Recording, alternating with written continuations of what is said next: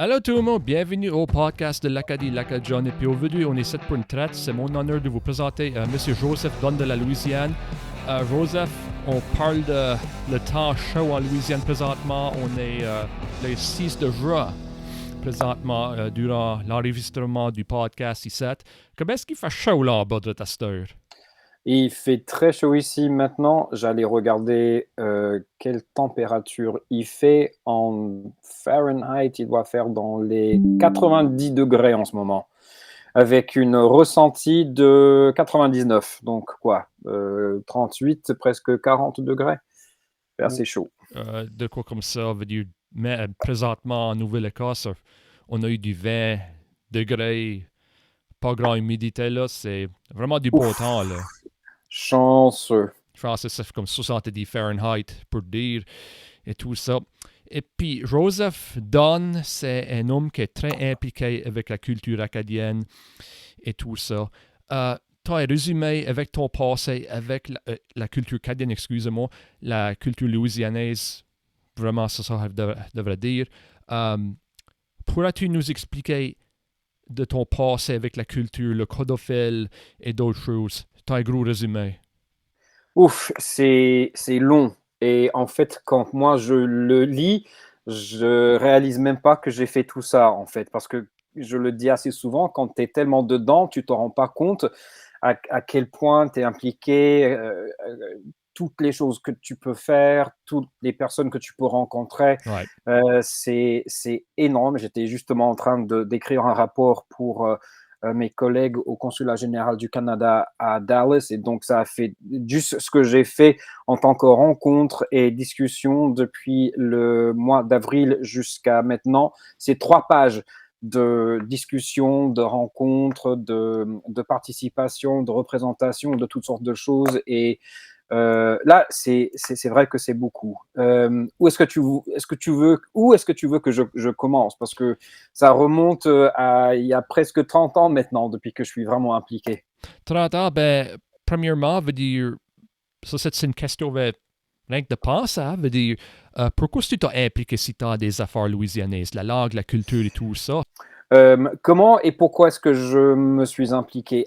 Ben, ça remonte à ma petite enfance, en fait, parce que quand j'étais petit garçon, ma petite église méthodiste, parce que j'étais Ouais. élevé méthodiste, a contribué à faire des levées de fonds pour la construction d'une petite chapelle méthodiste chez les Houmas, la tribu Houma. Donc, pour que les gens ne soient pas offusqués, en Louisiane, on dit tribu, on dit amérindien. Ces mots n'ont pas de signification négative en Louisiane, mais nous avons contribué à la construction de cette petite église et je suis allé, j'avais 5 ans et j'ai rencontré un autochtone, un aîné de la tribu qui vendait de l'artisanat. J'avais 5 ou 10 piastres dans ma poche que ma maman m'avait donné et je ne pouvais pas communiquer avec lui parce qu'il ne parlait que français. Moi, je parlais qu'anglais et je ne savais pas, du haut de mes 5 ans, que c'était ça le problème, que je ne parlais pas, qu'on ne parlait pas la même langue. Et j'étais vraiment piqué de curiosité. Et plus tard, parce que dans ma famille, on était très intéressé par l'histoire et la généalogie et tout ça, ma mère m'a dit que l'une de ses aïeules était française. Bon, on ne faisait pas vraiment la distinction à cette époque entre qui était cajun ou créole ou machin. Elle a dit qu'elle était française et j'ai commencé à creuser et j'ai découvert justement que cette femme était une créole de la Nouvelle-Orléans, donc créole blanche de la Nouvelle-Orléans, dont elle avait également une aïeule acadienne qui était la descendante d'Acadiens qui avaient été déportés en France et qui avaient passé 25 ans en France avant de venir en Louisiane avec la dernière vague d'immigration acadienne en 1785. Et j'étais complètement emballé par cette histoire et par cette question de langue française en Louisiane, dont il y en a plusieurs. D'accord? Parce que bon, chez vous, il est facile de s'imaginer que c'est juste les Cajuns en Louisiane qui parlent français, mais c'est toute une mosaïque. c'est toute une mosaïque. Il y a des créoles blancs, des créoles de couleur, des autochtones, des acadiens. Donc, il y a toute une diversité de Ah, bien langues sûr. françaises, d'accents et tout ça ici. Et à la Nouvelle-Orléans, d'où étaient originaires mes ancêtres, on parlait toujours un français très métropolitain, en fait. Donc, le fait que j'ai un accent comme ça, c'est plus dû au fait qu'à la Nouvelle-Orléans, c'est une ville très métropolitaine, très cosmopolite, et l'influence linguistique et culturelle en ville était plutôt franco-française et pas trop canadienne ou acadienne, etc. Et c'est ça, veut dire beaucoup d'affaires, codophiles et tout ça. Ça, c'est une affaire que je suis intéressé à savoir si tu pourrais dire quelques mots sur ça, tes choses que tu as fait avec la codophile. Bah, j'étais au Code de Fil entre 2011 et début 2014. C'était vraiment un moment assez difficile pour le Code de Fil parce que le budget avait été amputé de 40%. On essayait de faire tenir le Code de Fil par le. Bah, c'était vraiment par un fil qu'on tenait l'agence. On n'était que 2 personnes et demie dans le personnel. Moi, une attaché de com et une personne qui travaille à temps partiel.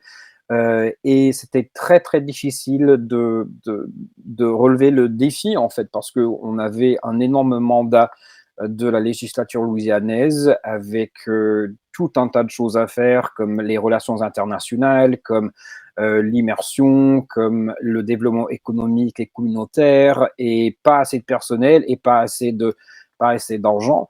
On a fait ce qu'on a pu.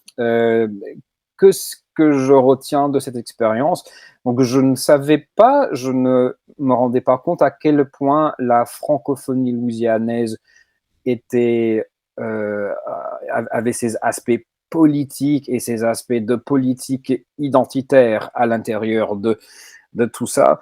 Et ça, c'était vraiment un learning curve comme vraiment pas possible. Mais je retiens de cela que on a réussi à maintenir le code de fil ouverte. L'agence n'est pas morte et si j'ai pu jouer un petit rôle dans cela, j'en suis fier. Ensuite, je suis revenu à mes premiers amours parce que je suis dans le tourisme depuis presque 30 ans maintenant et je travaille tous les jours en français. Je suis dans une ancienne plantation de canne à sucre convertie en maison musée en 94 qui s'appelle Laura Plantation. Et là, on fait des visites en français tous les jours. On a à peu près 30% de la fréquentation annuelle est francophone et c'est un lieu où c'est le seul lieu aux alentours de la Nouvelle-Orléans où l'on peut avoir une visite en langue française tous les jours, où l'on fonctionne vraiment en mode bilingue sur place. Et je suis très, très fier de tout ce qu'on a pu accomplir à l'ORA pour maintenir le français et le créole aussi, parce qu'il y a des aspects évidemment de la langue créole qui sont présents. C'est un peu le résumé assez rapide, parce que j'ai aussi passé par le Consulat général de France à la Nouvelle-Orléans, le ministère de la Culture de l'État de Louisiane, l'Office du tourisme de l'État de Louisiane. Et donc, j'ai touché un peu de tout en ce qui concerne la francophonie et les aspects culturels et touristiques de la langue française en Louisiane.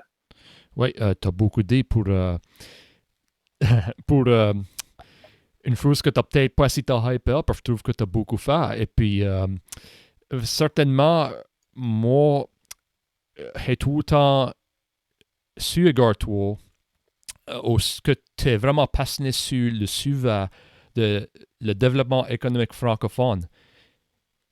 Présentement, qu'est-ce que tu dirais est l'économie francophone en Louisiane? Je sais que le tourisme a beaucoup à faire avec, mais dans ta tête, qu'est-ce que les paroles qu'est l'économie francophone de la Louisiane? Pour moi, le mot-clé, c'est potentiel. C'est OK. vraiment le mot-clé, c'est potentiel non réalisé. Parce que quand on parle de tourisme, par exemple, à part l'Aura, il y a le musée de Bâton Rouge de l'Ouest qui propose du contenu en français. Il y a Vermilion Vide qui fait des choses en français, c'est à Lafayette. Mais à part ces endroits-là, il est très difficile de trouver du contenu et de l'interprétation en langue française, même dans les sites historiques les plus connus. Je parlais tantôt de la Nouvelle-Orléans. Dans les institutions les plus reconnues sur le plan mondial, il n'y a pas de développement économique en langue française. Et c'est vraiment mon cheval de bataille depuis des années, parce que j'y vois le potentiel, mais pour quelques raisons, nos leaders, nos élus, les personnes qui sont chargées, les directeurs des musées, des institutions, n'ont pas encore réalisé le potentiel économique du français dans le réseau touristique. Et bon, on peut dire exactement la même chose pour les universités, parce que pour les programmes d'hôtellerie, restauration et tourisme dans les universités, il n'y a aucune exigence de suivre un cours de langue pour décrocher un diplôme dans ces programmes. Donc, ce ne serait pas du tout le cas ailleurs au monde. Dans un tel programme, il faut avoir au moins une langue de plus, voire 3 langues. En Louisiane, il est possible d'avoir un diplôme sans avoir jamais étudié une langue autre que l'anglais. Et je pense que c'est une question de sensibilisation, une question d'éducation, et quelque chose qu'on pourrait peut-être même on pourrait même s'inspirer de ce qui se passe en Acadie, parce que bon, vous avez déjà d'excellents réseaux, vous voyez la richesse et la valeur économique du français dans les différents domaines, et on pourrait vraiment apprendre de vous sur ces sujets-là. Ça qui est vraiment drôle pour moi, c'est que moi, je pense que nous autres, on peut apprendre de la Louisiane. Et puis, à toi, possiblement, c'est peut-être drôle que je te dis ça, mais vous autres en Louisiane, vous êtes en train d'en parler beaucoup plus que l'Acadie, franchement. Puis je sais pas si c'est à cause que il y a des universités en France, en Acadie et tout ça, mais tu parles de potentiel. Un facteur que peut pas arrêter puis penser à, que beaucoup de monde pense peut-être pas à. Tu regardes le continent de l'Afrique, OK? Comme il y a des théories que le français possiblement pourrait être la langue le plus parlée dans 2050. Il y a des théories. Et puis, moi, de ça que moi, j'ai trafiqué avec sur les réseaux sociaux, et puis YouTube, et puis les expérimentations j'ai faites, on dirait qu'en Afrique, le français est même plus révélant que la France. Tu sais, c'est ça que mes découvertes. Je sais que c'est de quoi que toi t'as mentionné puis dans un autre podcast, et puis je suis vraiment fier que tu mentionnes ça. Le potentiel de l'Afrique, il y a quoi que tu veux dire, parce qu'il y a peut-être de quoi je n'ai pas mentionné. Toi, c'est toi qui es beaucoup impliqué à ça. C'est vrai. Disons aussi que, bon, chez vous, vous êtes beaucoup plus tourné vers l'international que nous autres en Louisiane. D'accord? Parce que beaucoup de nos jeunes ne vont pas voyager, essayer de vendre cette idée que d'aller travailler en Afrique, ça pourrait être rentable ou intéressant. La plupart de Louisianais ne sont pas détenteurs d'un passeport et ils n'ont jamais quitté le pays. Et c'est un aspect que vous autres, vous voyagez beaucoup, les Acadiens. Mais en Louisiane, les gens, les gens ont peur, je dirais comme ça, parce que nous sommes aux États-Unis. Il faut se rappeler aussi que nous sommes dans le sud des États-Unis, où il y a ces guerres culturelles, que la Louisiane, c'est un État assez conservateur sur le plan politique, et les gens pourraient avoir peur de voyager à l'étranger, même au Canada, parce que pour eux, c'est un autre pays et ils ne se rendent pas vraiment compte que bon, les prises électriques sont les mêmes, les gens ont la même, nous ressemblent beaucoup, etc., etc. Ça, c'est quelque chose que nous avons besoin de vraiment développer, cette idée de voyager à l'international et de voir les possibilités et que le français est une clé en main pour ouvrir des portes, ouvrir des fenêtres et ouvrir des dialogues et des discussions autour d'échanges, autour de développement économique. Ce qu'il faut aussi souligner, parce que, encore une fois, chez vous, vous voyez la Louisiane comme une branche de l'Acadie. La Louisiane a toujours été un carrefour de tout le monde. C'est vraiment c'est pas forcément l'Acadie du Hmm. Sud, il y a cet aspect, mais c'est aussi le point nord de la Caraïbe, d'accord? Et la plupart de notre culture, beaucoup de ce que l'on mange ici, ça vient des Africains, ça vient pas forcément des Acadiens, même si aujourd'hui c'est labellisé, étiqueté Cajun. Bah, dans le fond, bah, le riz, le jambalaya, le gombo, tout ça, ce sont des plats africains. On ne trouve pas on trouve pas de gombo à la baie Sainte-Marie, par exemple, à moins que ce soit Clint Bruce qui le cuisine. Mais tu vois, il y a tous ces aspects-là. On pourrait plus se tourner vers la Caraïbe et vers l'Afrique et voir énormément de similitudes dans la culture, dans la manière de parler et tout ça. Spécialement avec la Caraïbe et la langue créole, bien que le créole louisianais soit différent du créole parlé, par exemple, à la Martinique, en Guadeloupe, mais c'est assez similaire à la Guyane française. Mais on a beaucoup, beaucoup de possibilités et d'opportunités si seulement les Louisianais se responsabilisaient un petit peu pour aller vers ces opportunités. Et puis, c'est vraiment des bons points. Puis, tu sais, tu parles, gars, voyager et tout ça. C'est une petite histoire, moi, hey, rien pour te dire. Moi, j'étais aux République dominicaine à l'âge de 17 ans avec ma classe. C'est la première fois, chaque fois sorti hors du Canada. L'une des meilleures fois qui m'a quelquefois arrivé. J'étais avec ma classe de grade 12. Et puis, on était quatre de nous autres. Il y avait trois de les autres gradués étaient avec Sarah Evans, Nicole Blaine et Michel comme un shout-out. Et puis, on était dans les rues, et puis tout d'un coup, il y a un gars qui vendait des chemises. Il commence à me parler en français. Je peux pas le croire. Et puis, il parlait comme incroyable. Puis, c'est tout le monde, il parlait mal, ça n'existe pas, mais ça, c'était comme le français standard. Tu sais, et puis, c'était vraiment impressionnant. Je reviens au Canada, je reviens back, je compte ça à ma mère. Ma mère était comme 16-7. Il dit réel. Le pays direct au bord du République dominicaine, c'est Haïti, puis c'est français. Moi, j'étais petit jeune. Je peux pas même trouver la République dominicaine au map. Je me souciais pas. Je voulais seulement me soleil et d'autres affaires. Peut-être j'aurais pas dû faire, là, mais en tout cas, c'était all inclusive. Ça voulait dire. Et puis, ouais, il veut dire, ça sonne, peut-être pour du certain monde, ça sonne pas. C'est pour du certain monde, c'est pas une significance, mais tout d'un coup, tu sais, tu es dans une région comme dans Clare, la baie Sainte-Marie, et puis tu es entouré par les Anglais. L'anglais, c'est la langue d'affaires, tu sais, et tout ça, tout d'un coup, tu vois ça. Tu es comme, le français est global ici, et puis il plus en plus, tu sais, des étudiants de Sainte-Anne qui viennent de l'Afrique, tu sais, et tout ça, puis ouais, et puis je crois que les jeunes de ma région voient ça plus à cette heure. C'est vraiment des intéressants points, puis je suis d'accord avec toi.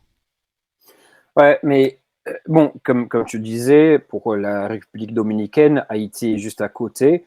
Mais c'est aussi le fait que dans des pays où il y a énormément de tourisme, les gens sont multilingues et ils s'adaptent à la clientèle.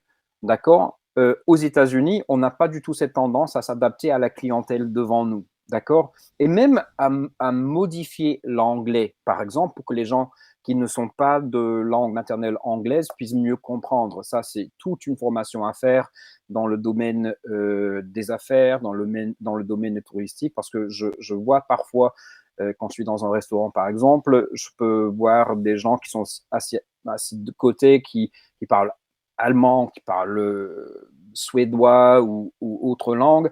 Et les gens qui travaillent dans le tourisme aux États-Unis ne sont pas du tout formés pour parler avec des gens qui ne sont pas de langue maternelle anglaise. Et tu vois que les gens, ils ont du mal à comprendre.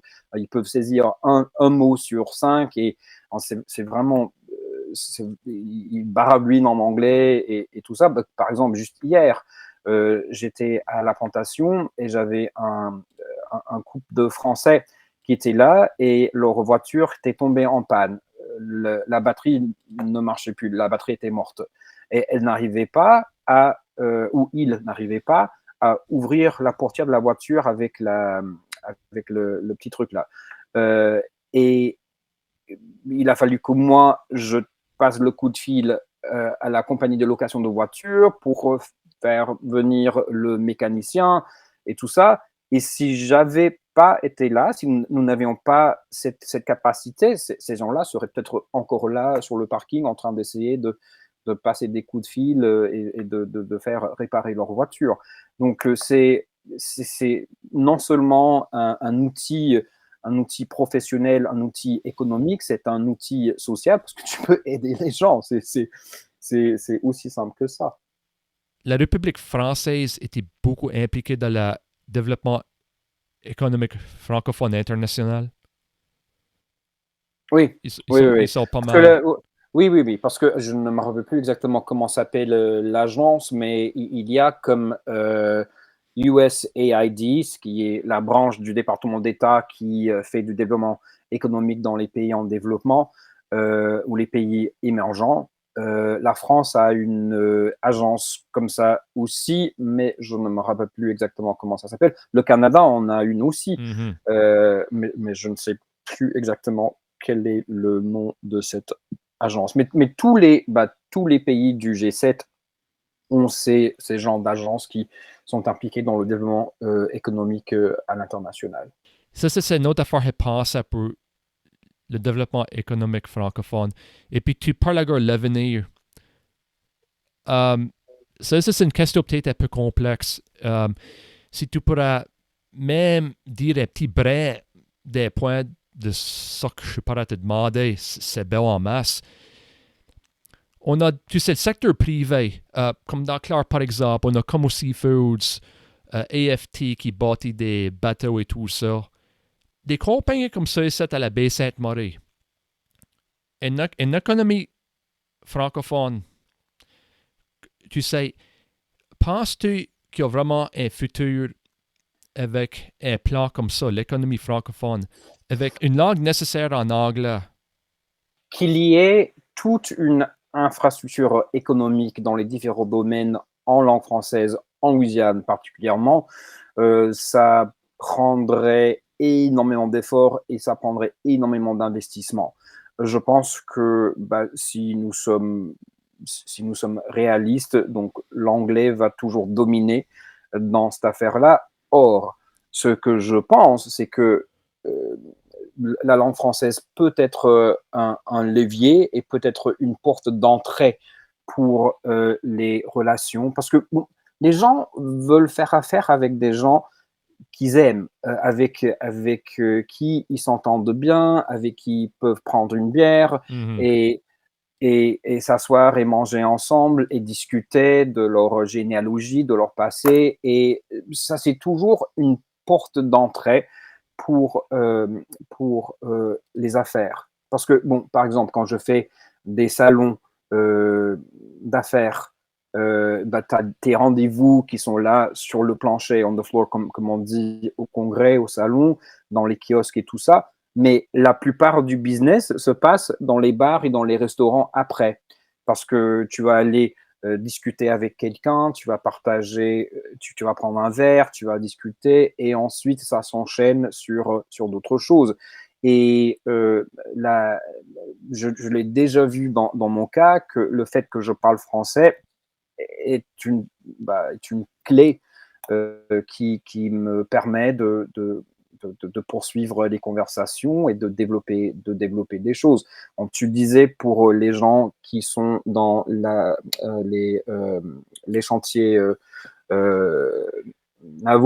navals, Il y a ça en Louisiane, mais je ne sais pas combien il y a de gens qui travaillent dans ce domaine en Louisiane qui parlent français, parce que nous n'avons pas l'un de nos problèmes, c'est que nous n'avons pas ici de recensement de qui parle français dans quel domaine.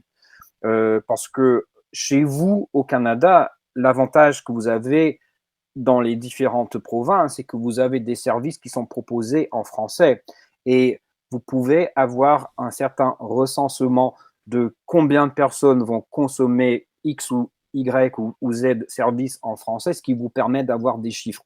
Nous, on n'a rien de ça. Ça n'existe pas. Et depuis maintenant presque un siècle, tout ce qui est officiel se passe en anglais. On va chez le médecin en anglais, on va chez le mécanicien en anglais, et le français s'est relégué dernièrement aux discussions autour du feu de camp, dans les bateaux quand les gens sont en train d'aller à la pêche. Et pour tout ce qui est officiel, il faut ramener le français dans ces domaines-là, dans ces contextes-là. Et c'est aussi une question de formation, parce que nos universités sont malheureusement un peu trop axées, à mon avis, et je me fais taper sur les doigts quand je le dis, un peu trop axées sur l'élitisme du français. Donc c'est la philosophie, c'est la littérature et tout ça, c'est bon, mais si on n'a pas de cours proposés en langue française qui touchent aux médias, qui touchent à la science, à la biologie, à la médecine, au droit, ou même au tourisme, le français demeure assez coincé dans un certain domaine assez académique et pas vraiment social.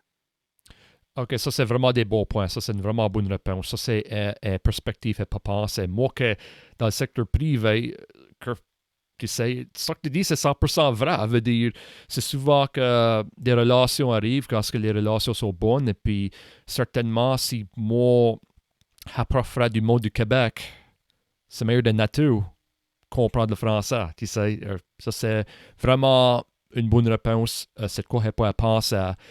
Puis c'est de quoi qui existe présentement. So, yeah.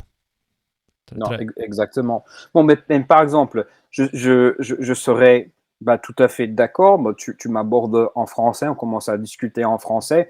Bon, on a déjà cette connexion avec le français, avec tout ce qui est histoire entre l'Acadie et la Louisiane, et on discute de ça, et ensuite on passe aux affaires plus officielles, si tu veux.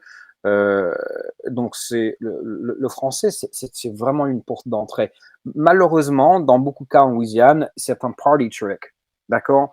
Les gens vont dire, ah, je peux dire quelques phrases en français parce que c'est ce que j'ai appris à l'école quand j'étais enfant, ou c'est ce que ma grand-mère disait, telle ou telle expression, et c'est comme un party trick. Mais comment est-ce qu'on peut dépasser à ça et faire en sorte que le français soit la langue que l'on parle dans les situations sociales, dans la vie professionnelle, et tout ça.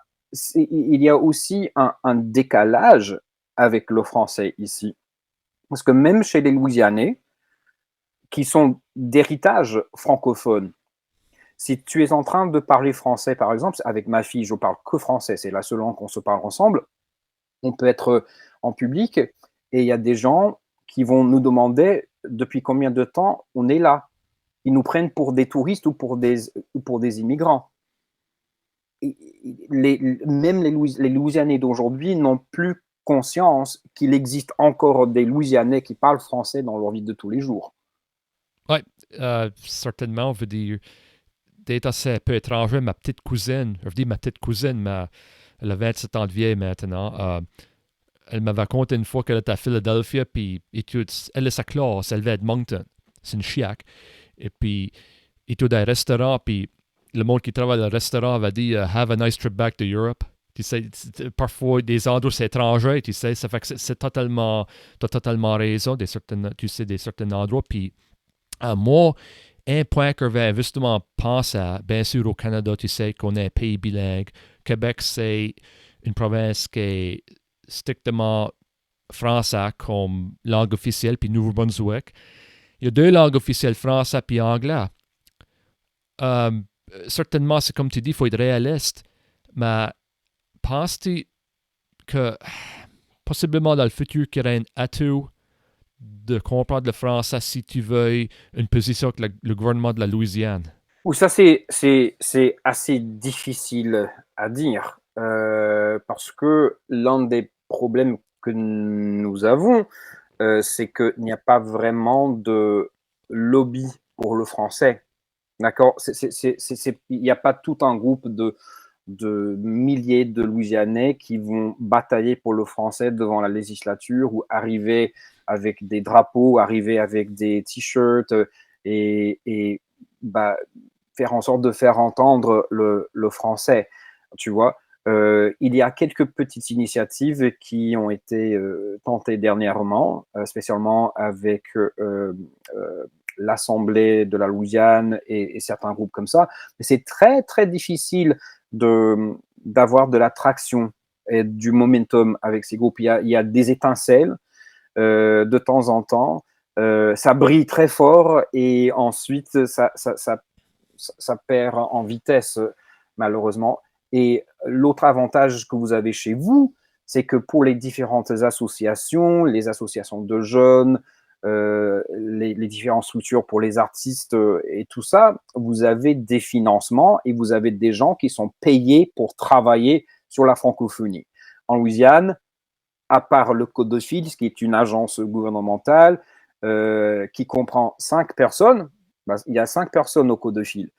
Pour faire tout ça, nous n'avons pas d'autres associations où les gens sont payés pour travailler en francophonie. Nous qui sommes vraiment, vraiment dedans, on fait ça de manière bénévole. Et moi, je suis très chanceux d'avoir un travail où les propriétaires ou mes patrons voient l'importance du français et me permettent de faire en annexe de mon travail à l'Aura pas mal de projets parce que bon, tout est lié, il y a quand même un petit écosystème. Mais je suis très très chanceux d'avoir cette opportunité, mais c'est pas tout le monde qui l'a. Les professeurs, par exemple, sont à l'école 10 heures par jour. Dans leur temps off, c'est pas trop, ils veulent pas, ils sont trop épuisés pour vraiment travailler sur la francophonie. Et d'autres personnes dans les autres domaines, bon, c'est quand ils peuvent, mais avoir un vrai mouvement, ça, c'est difficile. Yeah, pour sûr, c'est vrai. Veut dire, ici en Acadie, seulement un exemple pour toi, c'est que le 15 août, originalement, ça n'a pas été diffusé sur Radio-Canada. J'ai Originalement. vu ça, Et puis, comme même du monde, je ne veux pas dire qu'il n'y a pas de souci, mais comme qu'il n'est pas normalement impliqué dans ça. Sur Facebook, c'est comme OMG, c'est pas bon et tout. Ça veut dire, pour tous les spectacles annulés, ça faisait le spectacle ici. Il y a eu un backlash, et puis tout d'un coup, Radio-Canada, ou je ne comprends pas juste comment ça travaille, là, mais tout d'un coup, Radio-Canada a décidé de diffuser le spectacle-là, qui est super important pour nous autres, que ça s'est diffusé sur Radio-Canada. Oh, c'est certain. J'étais justement au Festival international de Louisiane. J'étais avec Martin Théberge, le président de la SMA, avec Lise Poirier, qui est aux affaires francophones de la province de la Nouvelle-Écosse, et on a discuté justement de tout ça. Bon, c'est très important que le 15 août soit diffusé et que tout ce qui est acadien doit rayonner ailleurs au Canada pour souligner la présence des Acadiens, les efforts des Acadiens et tout ce qui est autour du Congrès mondial acadien. C'est seulement tous les 5 ans et c'est un événement primordial pour le Canada et pour la diaspora acadienne. Certainement, veut dire, Tarash, Sahor de Radio-Canada, c'est, à mon opinion, à mon avis, ça ruine pas un congrès, mais ça dévalorise le 15 août. Si ça, c'est pas diffusé sur Radio-Canada, à mon avis. Ça fait que c'est vraiment français qu'on l'a cette année. Et puis, on a seulement un congrès ici à la en Nouvelle-Écosse, excusez-moi, Baie-Sainte-Marie, Argyle. Chéticamp n'est pas parti cette année, mais veut dire tous les 20 ans pour dire, ça c'est bien dire 2004 et 2024. Ça fait que, yeah. C'est quand même dommage que un peu partout sur la planète, quand il y a quelque chose qui est menacé, on voit un mouvement populaire pour pousser les autorités à mettre de la lumière sur tel ou tel événement, tel ou tel personnage ou l'importance de quelque chose.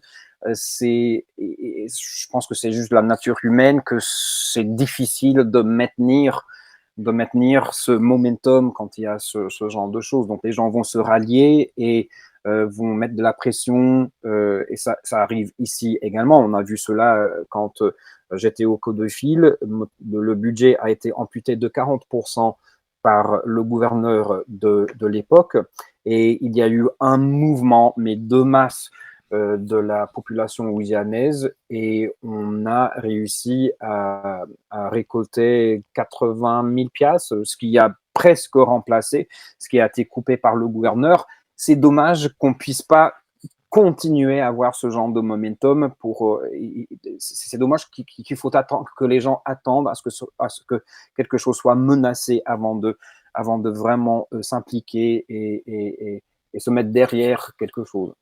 Certainement, puis en parlant des médias, veut dire, tu parles encore rallier à bâton rouge et tout ça. Ça va seulement venir dans ma tête. Ça, dernièrement, veut dire, tu parles encore des médias, veut dire, tu sais, les médias que vous aviez sur le canal public, là, quoi ça s'appelait là? Ouais, c'est LPB, c'est Louisiana Public Oui, Broadcasting. ça, je suis honnêtement, plaisantement surpris que vous avez pu faire de quoi avec les politiciens là. Moi, j'étais le pire. Sérieusement, puis moi, j'étais vraiment surpris. Euh, si tu peux parler un peu de ça, ça va être seulement dans ma tête, on est au suivant de ça. Je veux dire, comment est-ce qu'il y a de monde qui a protesté? Je veux dire, ça sonne comme, Non, c'est ça sonne vraiment, comme vrai, là. ouais, c'était un vrai mouvement sur les réseaux sociaux parce que il y avait un projet dans le budget qui était proposé par la législature, une coupure de fonds qui était destinée à la production de contenu en langue française sur la chaîne locale, la chaîne louisianaise, la chaîne publique louisianaise. Ils ont réussi à mettre assez de pression sur les politiques pour que cet argent soit maintenu dans le budget, ce qui est bien. Mais encore une fois, c'est vraiment dommage que nos élus et nos leaders dans tous les domaines ne voient pas l'importance du français. Comme je disais tantôt, c'est un peu un party trick. Et c'est dommage que le français et le créole aussi, parce que je reviens toujours à cet aspect créolophone, parce que c'est pas seulement le français en Louisiane, c'est aussi l'aspect de la langue créole qui fut parlé, qui est encore parlé par une diversité de gens. Le créole n'est pas seulement parlé par les gens de couleur, c'est aussi parlé par les blancs. Il y a beaucoup de gens qui se disent Cajun qui parlent en réalité le créole, spécialement dans les paroisses Saint-Martin, Saint-Jacques, Saint-Landry, aux alentours de Lafayette. Donc, c'est une langue d'héritage en Louisiane autant que le français. Mais dans notre je ne vais pas te dire imaginaire, mais la vision publique du français, c'est juste, ah oui, il y a la musique cajun, les haricots, il y a la cuisine, si je peux écrire étouffé correctement, j'aurais fait ma part. Et on doit de temps en temps bousculer les gens pour les sortir un petit peu de cette inertie vis-à-vis du français.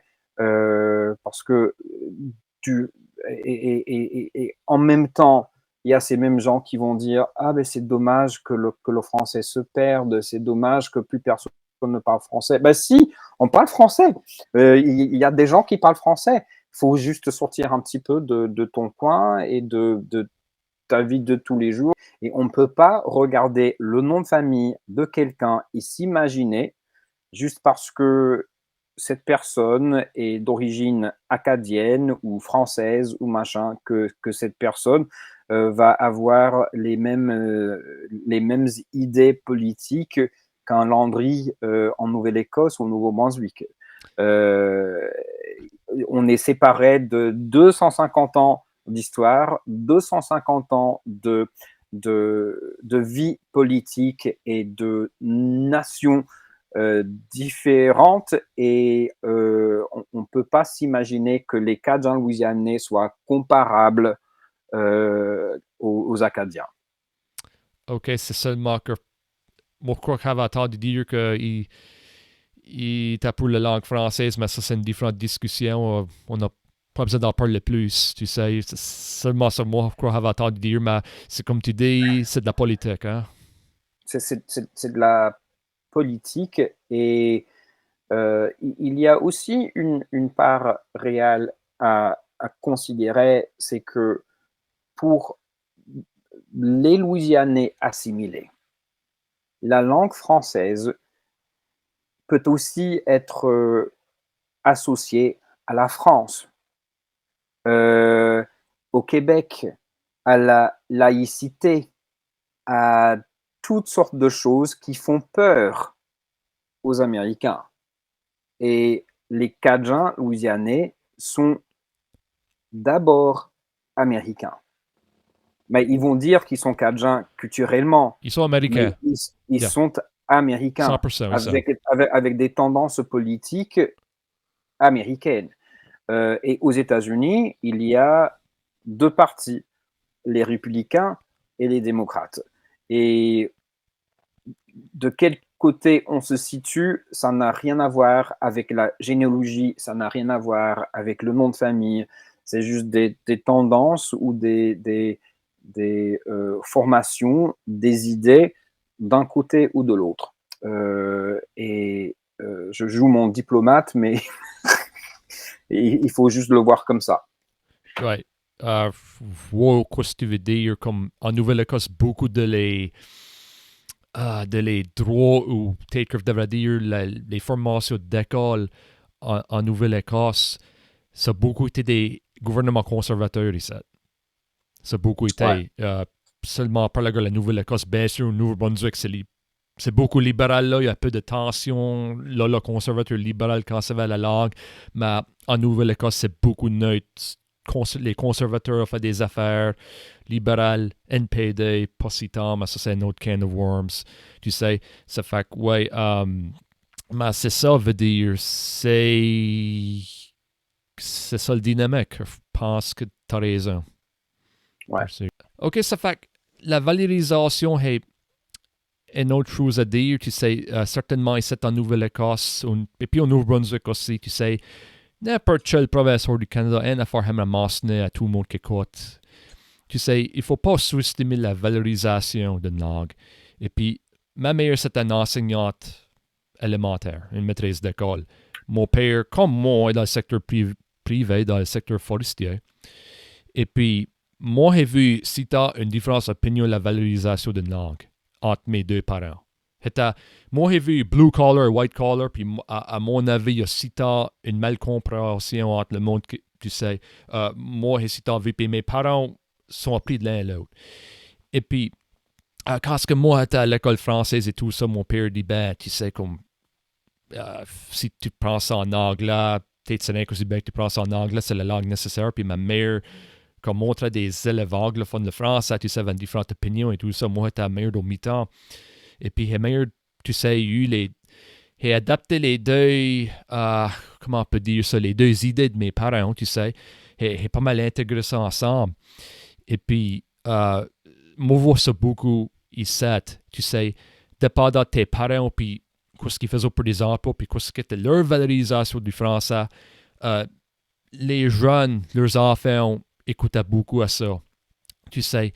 Et puis, je pense qu'en Louisiane, tu sais, ça, c'est des facteurs. Par exemple, quand tu es à l'école, là, avant ma voix autant, mais il y avait une pancarte, tu sais, dans les corridors. Je ne m'en sais pas les mots exacts, mais c'était l'anglais est parlé dans 60 pays. Je ne sais pas si c'est 60 pays, mais allons dire que c'était 60 pays. Allons dire ça. Puis je suis pas mal sûr que ça mettait le français est parlé dans 52 pays. Là, je crois que c'est langue officielle.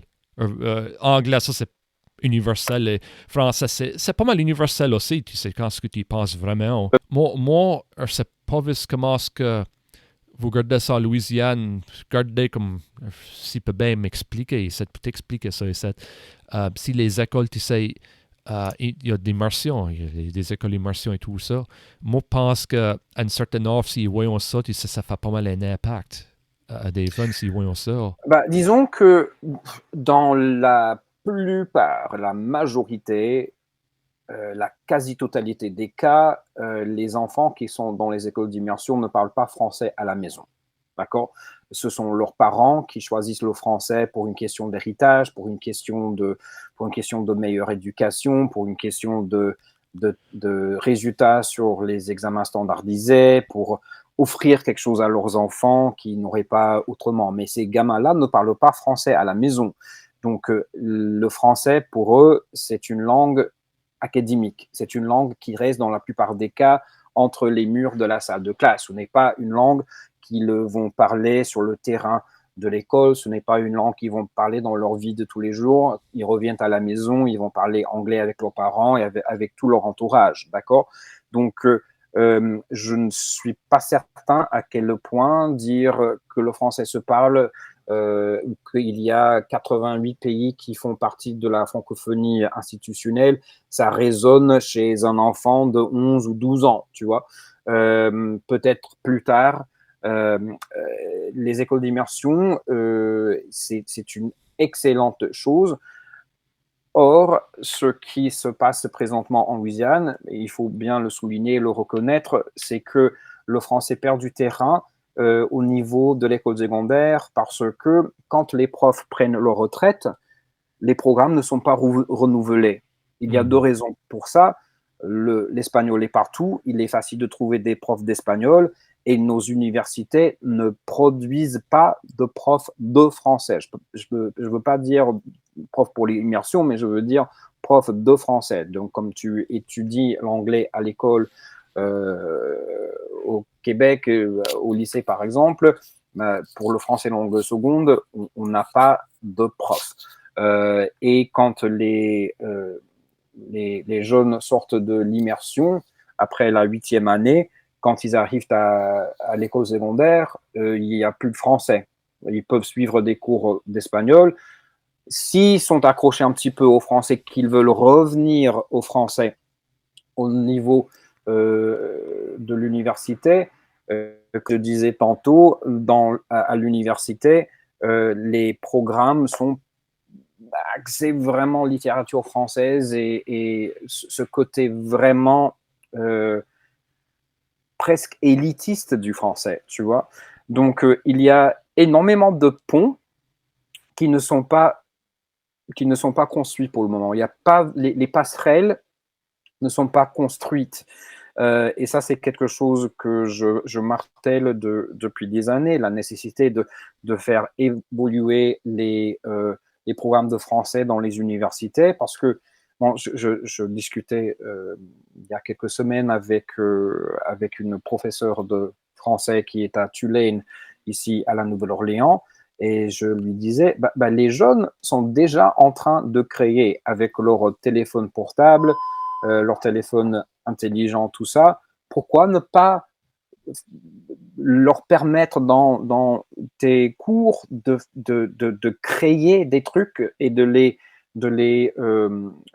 diffuser en ligne? Donc, c'est vraiment cette question je ne sais pas dire en français, mais like meeting them where they're at, right? Donc, tu vas les rencontrer là où ils sont. Et pour les jeunes, ils sont très intéressés par tout ce qui est création, par tout ce qui est informatique, coding, application, tout ça. Décortiquer Flaubert, c'est pas forcément ce qui va les attirer dans les cours de français. C'est, ouais, je suis 100%, c'est des aspects et pas trop pensés. Je suis beaucoup plus accoutumé à la région ici, Louisiane, bien sûr. Il y a des différences. Je veux dire, c'est un peu différent. Puis moi, je suis fasciné. Tous les années 7, le français était interdit les écoles. Il y a des programmes d'immersion à cette heure. Après tous les années de la violence de la langue, il y a encore un battement de cœur. Hein? So, Bon, il y a, mais je reviens toujours et encore à la question du potentiel. mhm. J'en suis moi-même la preuve. Le français s'était perdu dans ma famille 2-3 générations avant que je ne naisse. Donc, si moi j'ai réussi, et c'est tout ce potentiel-là, je veux le crier des toits des maisons, parce que ce potentiel est là. Le français, c'est une ressource. On parle beaucoup de ressources naturelles, de ressources renouvelables. Mais mon Dieu, le français, c'est une ressource renouvelable. C'est une ressource verte. C'est une entrée pour l'interprétation, pour la traduction, pour la mise ensemble de différentes entreprises.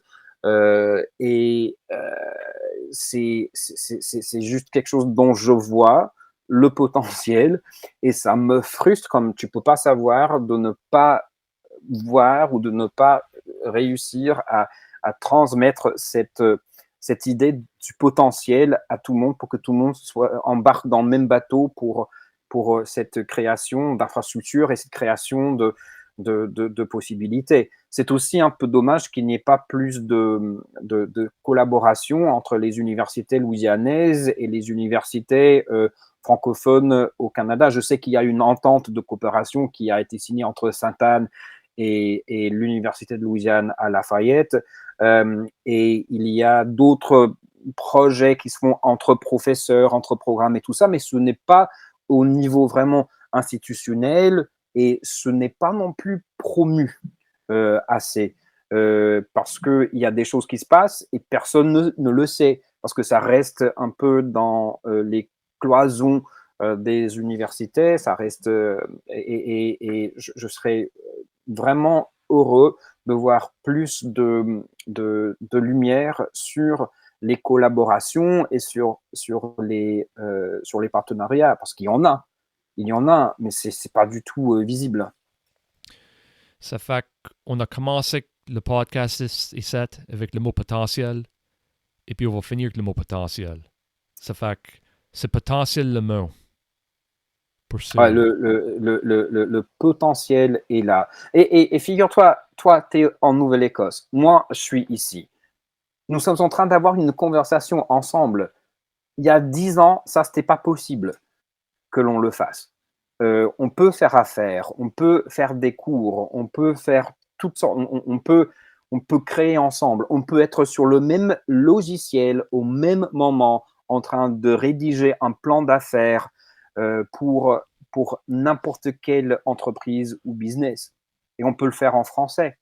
Et on a juste besoin de nous mettre dans la tête cette capacité, ces possibilités et de les saisir. On a pris de cours, vous deux. Et puis, ton perspective est vraiment intéressante. Ça fait avec mon perspective. Si tu as une dernière parole à dire à tout le monde qui écoute, qu'est-ce que tu as à dire? Ouf, je pense que j'ai déjà Bien assez sûr, dit. tu l'as pas mal dit. Je pense que j'ai déjà assez dit mais c'est juste de continuer à batailler, de continuer à travailler, de continuer à faire de créer des liens et de discuter parce que ça va aboutir à quelque chose un de ces jours, j'en suis certain. Et j'ai très hâte de te retrouver bientôt au Congrès mondial acadien dans quoi, 8 semaines à peu près, Quoi de à même? peu près. C'est ouais, comme, Ouais. ouais, ça commence le 10 août, puis on est le 4 juin. Ouais, Ah, dans 2 mois, je serai chez toi, bien au frais, parce que ici, comme je disais tantôt, il fait assez chaud. Et j'ai hâte de revoir le Canada, la Nouvelle-Écosse, et j'ai hâte de retrouver des cousins. Parce que je dirais, il y a presque plus. Le nom de famille de mes ancêtres acadiens, ça n'existe presque plus. C'est Longue Épée. Tous les Longues Épées sont restés en Bretagne. Il y en a seulement 2 qui sont venus en Louisiane. OK, tout le monde, merci pour écouter et à la prochaine.